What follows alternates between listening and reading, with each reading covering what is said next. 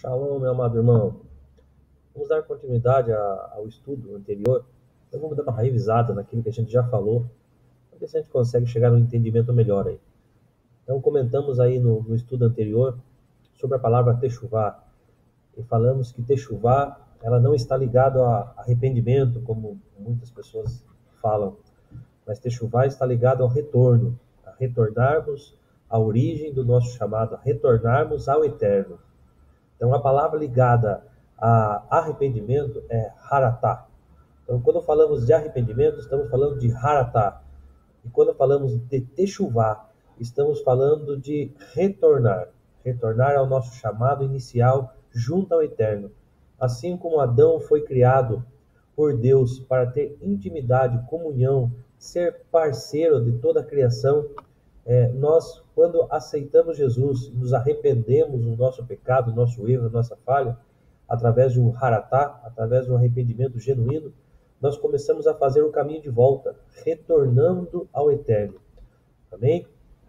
Então falamos também sobre outras duas palavrinhas, chamada Hadá e Kabash. E falamos que Hadá está ligada a domínio, é a supremacia que o Senhor Deus ele nos deu sobre toda a criação, sobre tudo aquilo que foi criado por Ele na terra.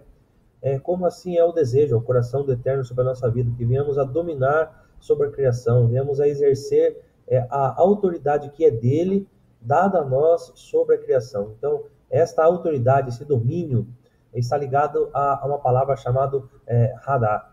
E também falamos de outra palavra chamada Kabash. E ensinamos, conversamos sobre o assunto, dizendo que temos que entender que para termos domínio, para que venhamos exercer domínio sobre aquilo que foi criado, sobre a criação, nós precisamos estar debaixo de submissão. Não tem como nós dominarmos, não tem como exercer autoridade se não estivermos debaixo de submissão, se não estivermos debaixo de autoridade, se não estivermos debaixo da cobertura do Pai Eterno. Assim como foi no Éden, assim como foi no princípio, por isso que falamos do retorno ao princípio, do retorno do entendimento ao chamado inicial, nós precisamos estar debaixo da bênção do Senhor para poder exercer a autoridade. Não tem como exercer a autoridade se não estivermos debaixo da bênção do nosso Senhor. Amém? Então falamos sobre a importância de uma cobertura, estar debaixo da proteção de Deus, estar debaixo da proteção de homens escolhidos por Deus para nos abençoar. Amém? Lá em Isaías 1,19 fala assim: se vocês estiverem dispostos a obedecer, comerão os melhores frutos dessa terra. Então, há uma condição para nós comermos o melhor dessa terra, para nós estarmos usufruindo o direito de filho e ter a bênção do Senhor sobre a nossa vida, temos que estar debaixo de obediência. Sem estarmos debaixo de obediência, não tem como. E aí, para nós entendermos um pouco essa história de submissão, essa história de autoridade, essa história de cobertura, vamos falar de uma outra palavrinha chamada Smikha. E falamos que Smikha está ligado a uma autoridade, uma bênção, através da imposição de mão, através aí de uma palavra liberada, de uma autoridade sobre a nossa vida. Então entendemos que assim como era na antiga aliança, essa bênção vinha, com certeza, naturalmente, através dos pais naturais, do nosso papai, da nossa mamãe, e também através dos reis, sacerdotes, profetas, juízes, pessoas que o Senhor estabeleceu para representá-lo, para ser a autoridade dele sobre a terra. Essas pessoas tinham a unção do Senhor, a autoridade para derramar bênçãos sobre a nossa vida. Não mudou nada no Novo Testamento, na Nova Aliança. Nós precisamos da bênção dos nossos pais naturais, do nosso papai, da nossa mamãe, para que venhamos exercer a autoridade de Deus na terra, para que venhamos exercer essa bênção, receber essa bênção, exercer a autoridade sobre outras pessoas. Precisamos estar debaixo de submissão, precisamos entender sobre Smikha. E também no Novo Testamento entendemos que o Senhor levantou homens para nos representar, homens para nos ensinar, homens revestidos de autoridade, representado pelos 5 ministérios: apóstolos, pastores, profetas, evangelistas e mestres, homens que o Senhor estabeleceu sobre a minha vida, sobre a tua vida, para nos representar junto a Deus. E debaixo da bênção desses homens, debaixo da imposição da mão desses homens, nós exercemos a autoridade. Amém? Então, recapitulando, precisamos entender o princípio da Smikha. Precisamos entender o princípio de estar debaixo da bênção de alguém, estar debaixo aí da bênção do papai, da mamãe, estar debaixo da bênção dos nossos líderes, dos nossos pastores. Amém? Isso é muito importante. E falando mais um pouquinho sobre Smikha, vamos ler Gênesis 1:26. Então disse Deus: façamos o homem à nossa imagem, conforme a vossa semelhança, nossa semelhança, perdão. Domine ele sobre os peixes do mar, sobre as aves do céu, sobre os animais grandes de toda a terra e sobre todos os pequenos animais que se movem rente ao chão. Amém?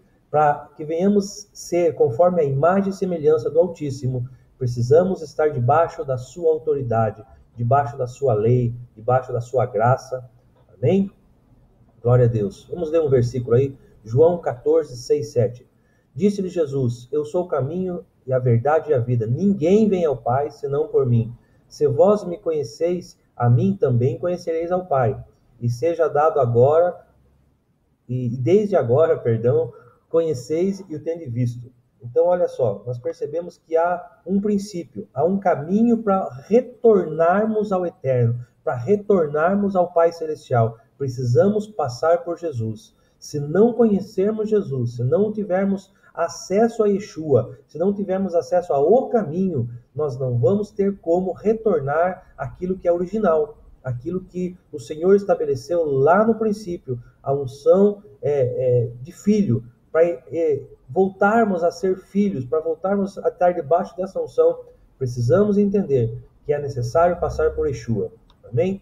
João 14, 21. Aquele que tem os meus mandamentos e os guarda, esse é o que me ama. E aquele que me ama será amado do meu Pai. E eu amarei e me manifestarei a ele. Pode ver, há um princípio aí, né? Aquele que tem o mandamento e o guarda, aquele que conhece os mandamentos e guarda esses mandamentos, a Bíblia diz, a palavra diz que é aquele que ama o Pai, né? E o Pai amará essa pessoa. Então, há um princípio. Para nós exercermos a autoridade, temos que estar alinhado com os mandamentos do Senhor. Bem? Outras palavrinhas aí. Tefilá, muitas vezes achamos que tefilá está ligado aí a um pedido, a um clamor pessoal. E, na verdade, vamos compreender isso também. Tefilá, prece em hebraico, não é tefilá, mas bakashá, bakará. Meu hebraico não é bom, amém? Vamos lá, me ajuda aí.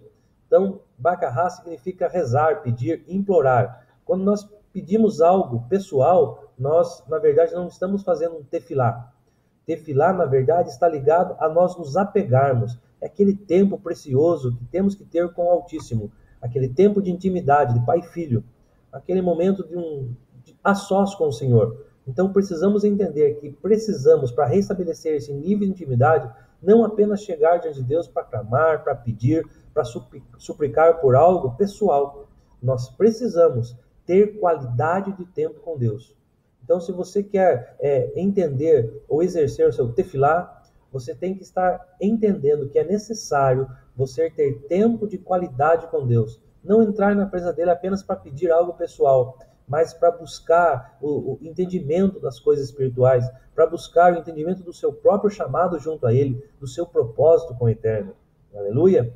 Nosso espírito está cheio de Deus, mas nossa alma está sempre envolvida com as coisas dessa terra. Precisamos constantemente ser fortalecidos e renovados, para que venhamos deixar um pouco de lado as coisas terrenas. Precisamos ter tempo de qualidade com Deus, para que o nosso espírito venha receber as informações celestiais. Amém? Outra palavrinha aí, tzedekah. A palavra hebraica para caridade não é tzedekah, mas sim recede. Então perceba que recede está ligado à caridade. E está ligado a um ato que você fez porque você quis fazer, porque você sentiu vontade de fazer, sentiu desejo de fazer. Mas quando falamos de tzedekah, o entendimento de tzedekah é você fazer porque você tem obrigação de fazer. Porque você entendeu o mandamento, compreendeu as Escrituras e entendeu que você é servo do Altíssimo. E para servir o Altíssimo tem que servir o seu próximo. Então, quando exercemos benignidade sobre outra pessoa, quando entendemos que somos, na verdade, é a nossa obrigação, aí sim começamos a entender sobre tzedekah. Não dar porque queremos, mas eu sou obrigado. A palavra me diz que eu devo servir, meu irmão. A palavra diz que eu devo entregar o melhor. E não falo só de dinheiro. Eu falo da minha própria vida. Eu falo de fazer algo